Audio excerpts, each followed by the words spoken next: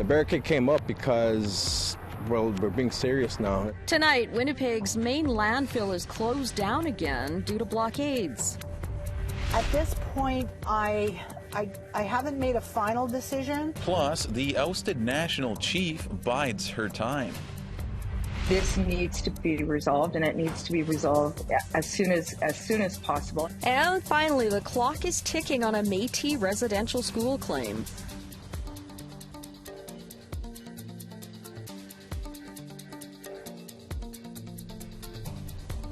Good evening, Tansei Anine. Welcome to APTN National News. I'm Daryl Stranger. And I'm Leanne Sanders. The city of Winnipeg has once again closed a landfill. The closure is in response to a blockade set up by a First Nations warriors group and the family members of women murdered in Winnipeg. The Brady landfill is where the partial remains of 24-year-old Rebecca Contois were discovered in May of 2022. It is also where the body of Linda Beardy was discovered by police, who ruled her death was not a homicide.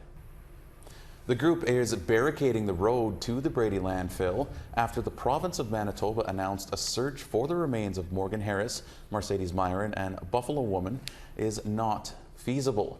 Their remains are believed to be at the Prairie Green landfill north of the city of Winnipeg. All four women were believed to be the victim of a serial killer who is currently in jail. Premier Heather Stephenson says the health risks to workers are too high with no guarantee remains will be found. Trey Delarond is part of the group camped at the landfill. He says the blockade will remain until a search happens, even if that means the group searches themselves. The barricade came up because, well, we're being serious now. This is what we did back in December. You can offer support by giving us the equipment, because it was last year that they said it was up to us to search for our missing, and so now we're doing it, but we need the equipment, and they're concerned about some sort of health issues and that. Will give us the equipment, give us safety gear, give us things that will, protect us. Now we'll have a little more on this story coming up later in the show with our Truth and Politics panel with Carrie Benjo and Nigon Sinclair. We want to hear what you think about this story. Here's how to continue the conversation. Send your emails to news@aptn.ca. Leave a comment on aptnnews.ca. You can also find us on Facebook, Twitter, Instagram, YouTube, and TikTok. Follow APTN News to join the conversation and see our latest stories.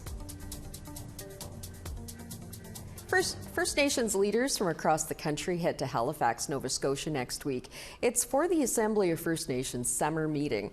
Over the course of 3 days, delegates will debate and vote on various resolutions.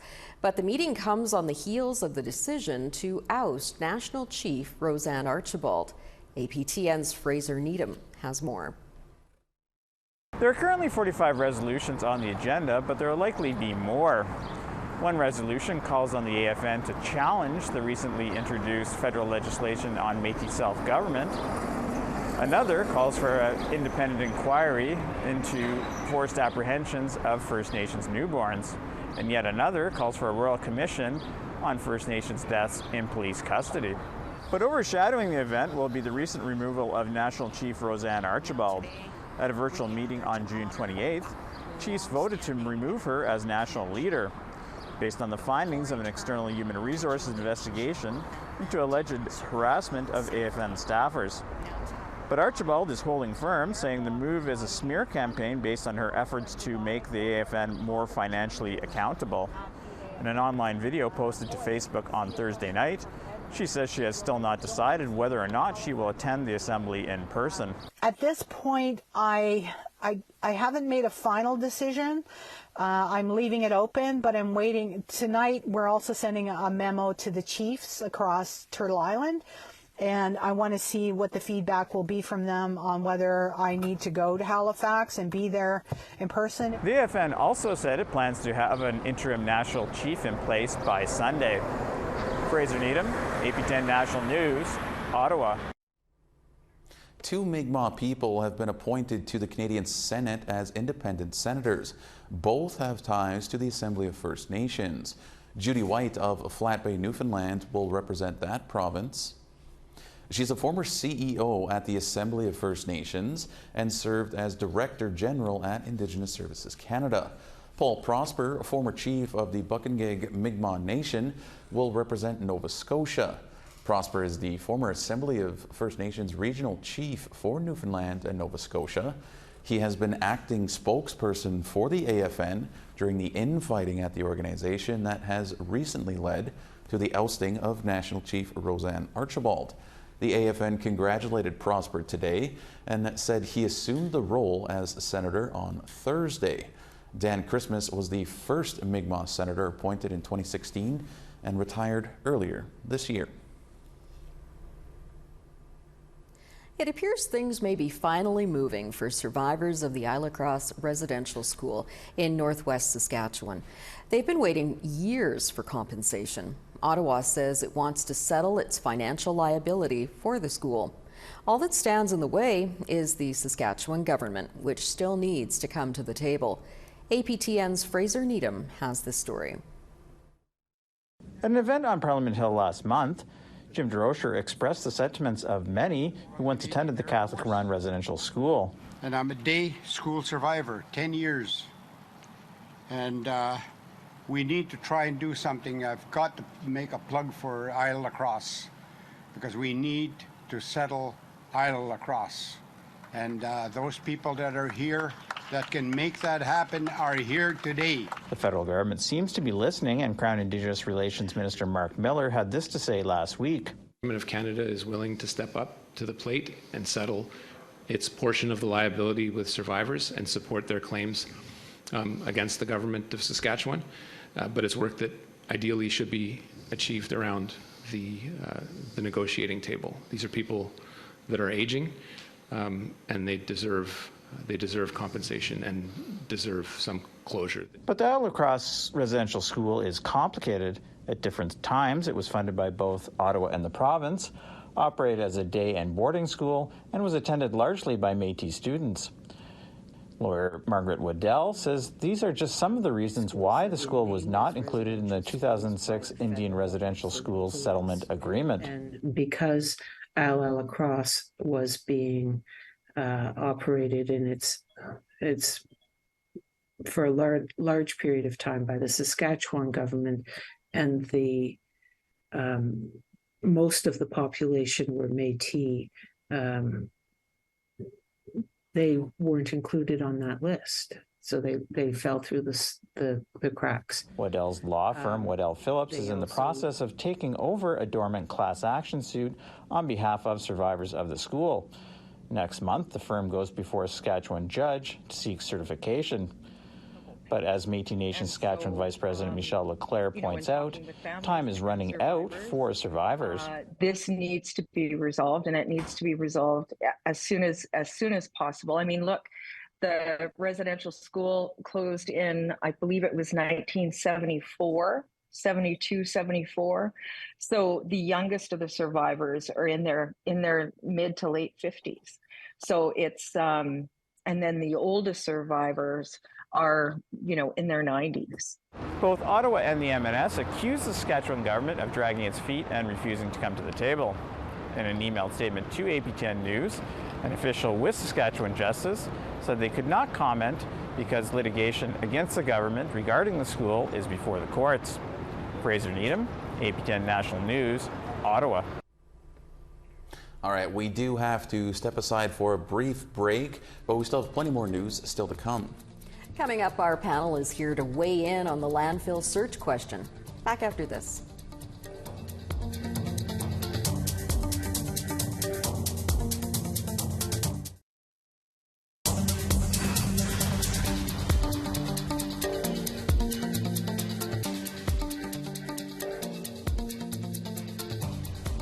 Welcome back to APTN National News. We have once again assembled our regular Truth in Politics panel with Carrie Benjo and Negon Sinclair.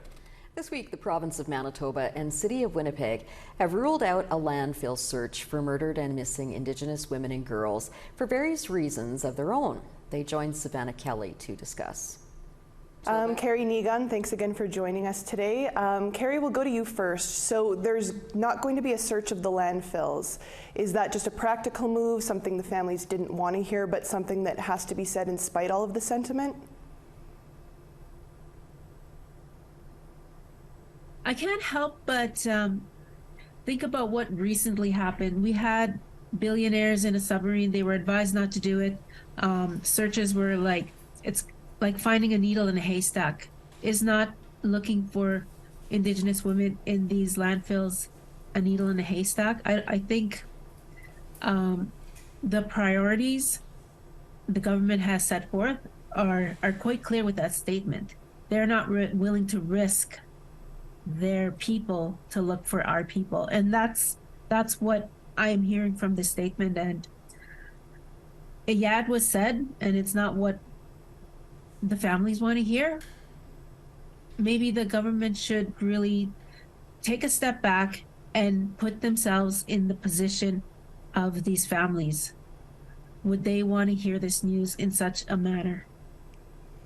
And Neegan, to you now. So now the reason given is the safety of workers and no guarantee of finding any remains. Is that legitimate? Well, there's certainly resources that can protect people when they search landfill sites. It's not easy work.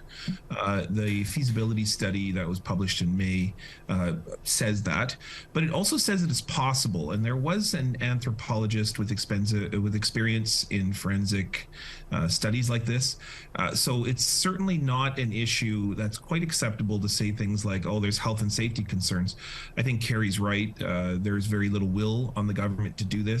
But there's also ways in which the government could have, from the very beginning, posited this so that it wasn't so harmful, didn't create more trauma. Just by simply using the word feasibility alone indicates that you're trying to decide the cost of human life or human remains.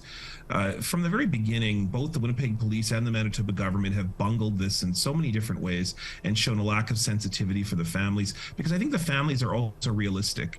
This is not an easy search, and I think if it was handled in a way that was much more kind, like, for example, they also announced yesterday that a memorial will be built for these women. That's a step in a good direction, but unfortunately it's drowned out by the kind of insensitivity and dehumanization language that's used. And back to Carrie, so going back to the reaction of the families, that the province and the city don't care and that their family members should not be disposable, what are your thoughts on that? Going off what Neegan just mentioned, I think there should be some sort of inclusion. You know, the government needs to reach out to the families and include them. Let them know that their concerns and what they're feeling is valid. I think right now, by them taking a step back and not including them in these decisions moving forward is creating this rift, and it's getting further and further apart, because the optics of it, what's being played out on social media is this government doesn't care, and the government's like, okay, well, you know, there's this cost. But you know what? If from the start, if they engaged with the family, you know, brought them in, talked to them, you know, and worked out a plan and had maybe the family's input leading this announcement, maybe it wouldn't be so harsh. You know, right now it's just like, okay, we made this decision. Okay, yeah, we're sorry, but let's move on, kind of thing. And finally, Neegan, what should happen? Well, I think that the statement last evening of Premier Heather Stephenson was not handled very well, was quite insensitive. And Carrie's right, the families have been talked to, not with. In fact, right after the press conference, family members came out and said they felt re-traumatized, and they also felt that there was no inclusion to their opinions. You know, the key is here that we're talking about human beings, we're talking about human remains, but of course we are talking about about Indigenous women and girls. So naturally, we live in a society that has perpetrated an incredible genocide against Indigenous women and girls.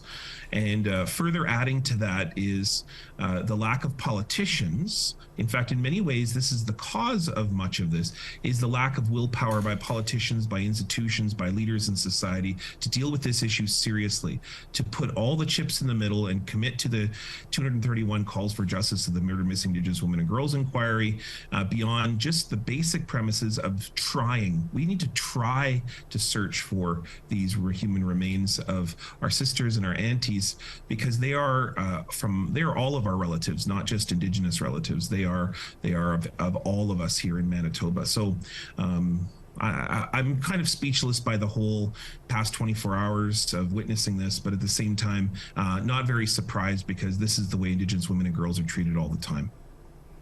Well, Niigaan, Carrie, thank you so much for taking some time to talk to us. We'll have to leave it there. Miigwech. We have to take one final break here, but our photo of the day and weather are coming up. And we'll have more details on federal funding announced for the North American Indigenous Games. Stay with us.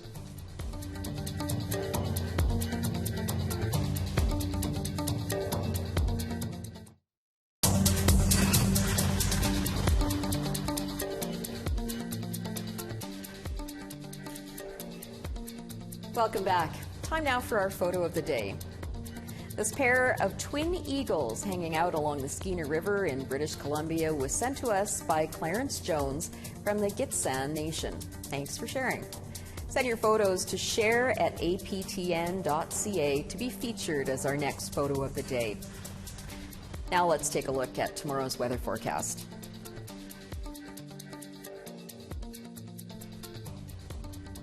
Starting on the East Coast, we've got St. John's at 21, Charlottetown 28. Nain is 12, Lagrange River 22. Chibougamau 24, Val-d'Or 26.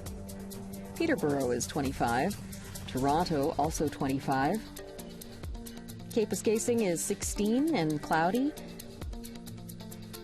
Cloudy and 14 in Churchill. Thompson has some moisture at 18. Barons River is cloudy and 23. Gimli, sunny and 25. Saskatoon is sunny and 28. Regina, cloudy and 28 as well. Stony Rapids is 19, and further north, 21 at Uranium City. Northern Alberta, we're looking at high level at 32. Grand Prairie, 28. To the south, Calgary's 29, Medicine Hat and Lethbridge at 31. British Columbia, Kamloops is 34, Bella Coola 29. Heading north, we've got Dease Lake at 29 and Smithers 31. Rock River is 19 and Mayo 26. Wrigley is 34 and Fort Simpson 31. And Sax Harbor 15 and Colville Lake 30. Baker Lake is 12 and Cambridge Bay is 11. And Arctic Bay is 10 and Iqaluit is 9.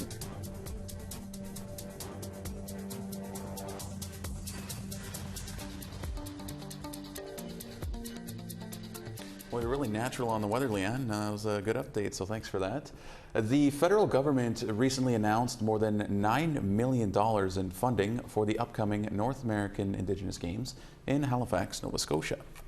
Nova Scotia Liberal MP Jaime Batiste was there and joined our Dennis Ward to discuss the funding. Mr. Batiste, appreciate you taking some time for us today. Can you tell us what you anticipate this money might be used for? Well, the North American Indigenous Games is going to bring in 6,000 athletes from all across North America, Indigenous athletes. The $9 million that we've announced today is part of the overall contribution of the federal government towards this. It's taking care of the accommodations for the athletes, the cultural events that we're having, a lot of the events, a lot of the costs in which for the athletes, some of the elders that are coming in. It's basically also to make sure that we kept the games running. It was originally supposed to go in 2020, but because of the pandemic, we had to put it off. And so this is part of the overall contributions to the federal government to ensuring that NAG is successful event in Halifax. Well, I'm excited for NAG, and I'm in Winnipeg, and I believe this is the first time it's being held in Atlantic Canada. So how exciting is that for the region? It's very exciting. And actually, I was my first North American Indigenous Games that I went to was in Winnipeg in 2002 as a basketball player. Nice. And I saw how great it was there, just the amount of pride and the amount of people all in one area. But for the Atlantic, we've been really trying to bring North American Indigenous Games as a dream for at least 10 years now. So for us, it's an amazing thing to have this many Indigenous athletes coming into Halifax and to be taking part in all of the events, the athletic events from lacrosse to fastball to basketball, but also the cultural music. You get to get a little bit of the flavor of the Mi'kmaq culture and music that we're very well known for. And so it's just an exciting time for athletes, exciting time for the coaches. And I can tell from the announcement today just how anxious people are to get it underway. Oh, well, as somebody who was a former competitor in the games, why do you think it's important to support Indigenous youth in sports competitions like this one?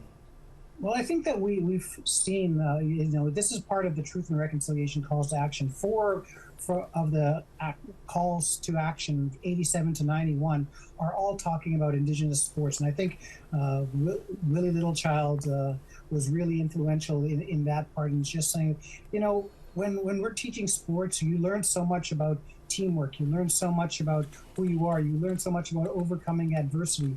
And as Indigenous youth in communities, it's really important to give Indigenous youth that sense of team, that sense of, if we work hard in something that we're going to achieve. And I think that I've learned so much in my life as a result of sports, just in terms of, how to be a better person. And I think sports, especially team sports, teaches you all kinds of amazing things. And I think that's a major reason why it's integral to the Truth and Reconciliation's calls to action. A big part of this is promotion of sports and athletics. Well, I'm sure you'll be attending or at least watching part of the games. Any sports that you'll be watching a little bit more closely? You know what? The Mi'kmaq are really fond of their fastball. We've got fastball tournaments. That's a whip pitch with the softballs. The lacrosse, I was a former lacrosse player. I'm definitely going to be there. I'm looking forward to it. You couldn't keep me away from there. I know that we got members of parliament coming from all across Canada to be a part of this. They're excited for it, and we just can't wait for the games to get underway. Me either. MP Padiste, appreciate you taking the time for us here to talk about this. Appreciate you having me. I'm certainly looking forward to the games. There's always great competition and sportsmanship. Well, when was your first games? 1993 in Prince Albert. Oh, wow. So that would have been just after they started then, hey? And I think very soon after. Well, I'm lucky enough to be able to be going to the games to cover it, and I know I'm really looking forward to that. My first time out on the East Coast, so it should be a great time for everybody there, and especially for the athletes. That is all we have for you tonight. I'm Daryl Stranger. Thank you so much for joining us. Miigwech Kinanansmatan. And I'm Leanne Sanders. Have a great night.